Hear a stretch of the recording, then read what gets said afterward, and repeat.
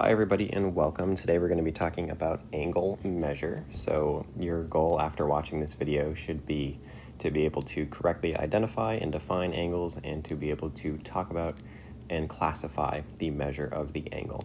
So as always, starting off with an applied example of why angle measure is important and where we can use it. So here's a picture from last summer. I built a small deck off the back of my house, and this is an unfinished picture of it because I wanted to see if, basically to show us some small details where angles were used. So I'll try to highlight some of this and hopefully we'll be able to see. So the first part is if you look at stairs, to match the angle to the deck and match the angle to the ground, we actually have to take the measure of a couple pieces to make the correct cuts. So we see there's an example of an angle right there that I had to measure and cut correctly. And then a second angle measure is right there to cut correctly. And then of course, the actual cuts for the stairs. Other fun spots we can see here, again, where we match up to the deck. And then if you look at doing like railings on corners, if you put like a 2x6 on top, you're gonna have to have an angle there where they kind of come together. I think it's called like a miter joint. So a few examples of how this can be used. I know that if you're in construction, you're probably commonly working with things like squares and right angles and things that just make life a little bit easier and a little bit more of a professional finish. So today what we're talking about definitely applies in a lot of different areas, but here's just a common one that you can see as you walk around. So to start off, our first definition for today, we are going to define ray.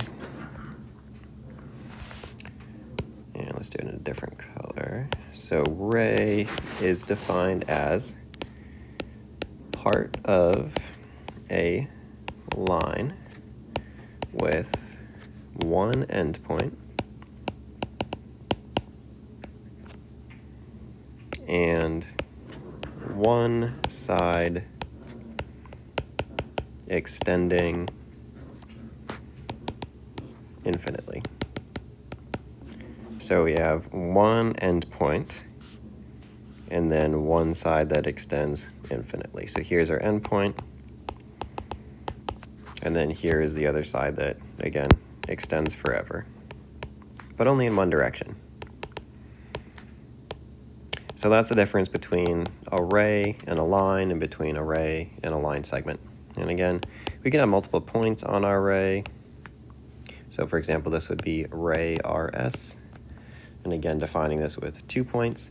And then our symbol for ray is, again, only one basic extension forever. And then the other side, we don't have the arrow there. So that's how we would classify ray. So that's definition number 1 for today. And you're going to see how this kind of comes together to make angles. Our second definition is actually angle. So we define an angle as two non-collinear rays with a common endpoint called a vertex. So looking at angle, we actually have a few other vocab words in here. So if you remember, collinear means on the same line. Non-collinear would mean that they are not on the same line. So for example, if we are drawing a line like this, an angle can't be formed by two different rays on the same line. We have to have another non-collinear ray coming out to make our angle.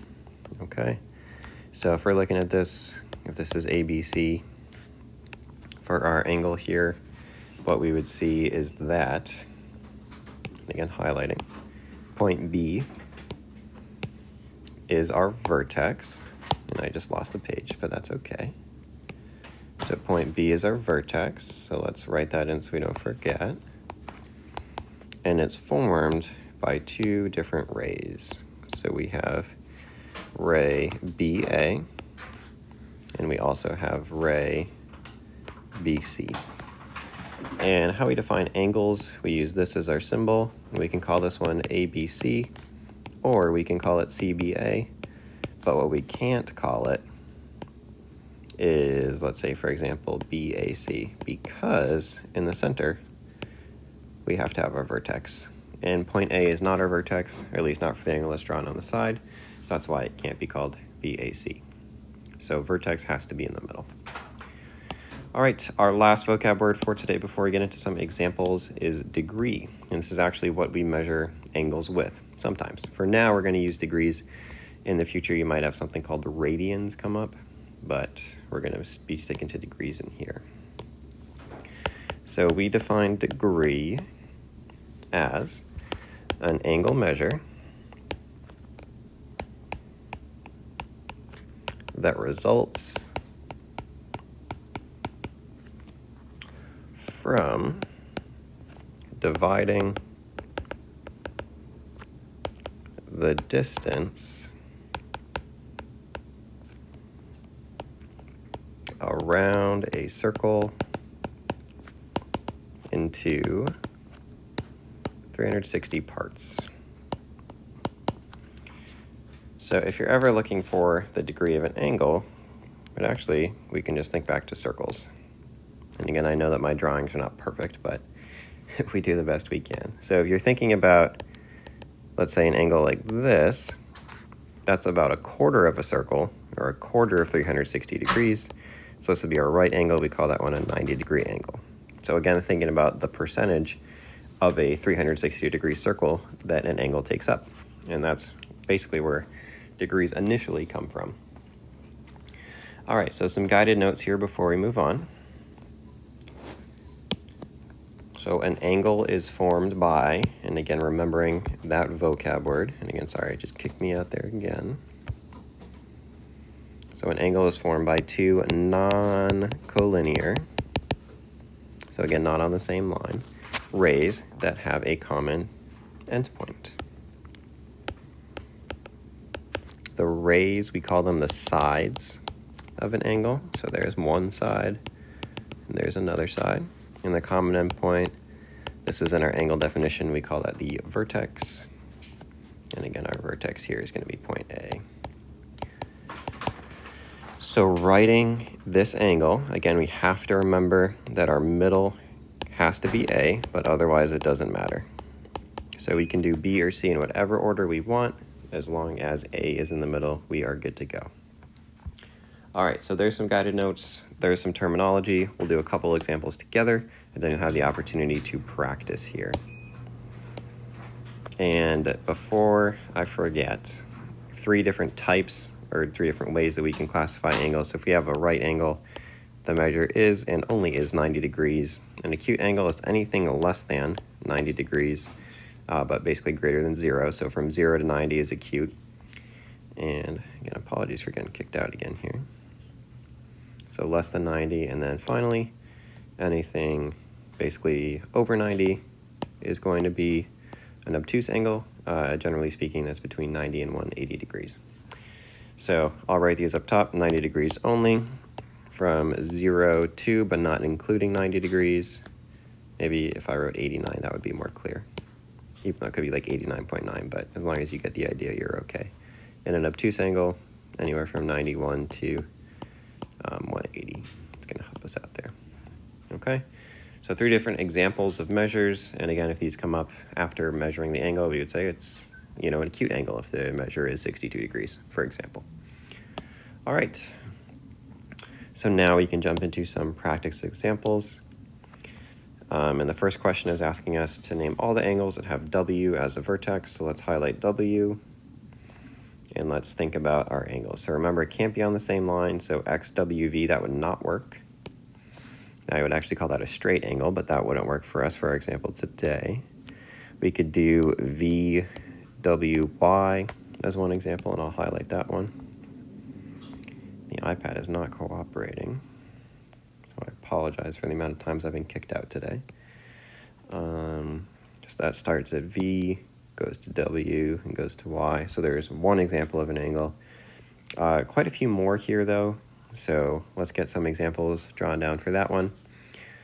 Angle 1, it wants you to name the sides of it. So we'll do one example of that, and then I'll let you do the other, C and D. So again, angle 1 is right here, made up by this side and this side. So our sides, we start at W, and we go to x, so ray wx, and then our second side is we again start at w and go to z, so ray wz. Okay, so our first example set of questions, so finish up part A, and then do C and D. And then now, our final example set,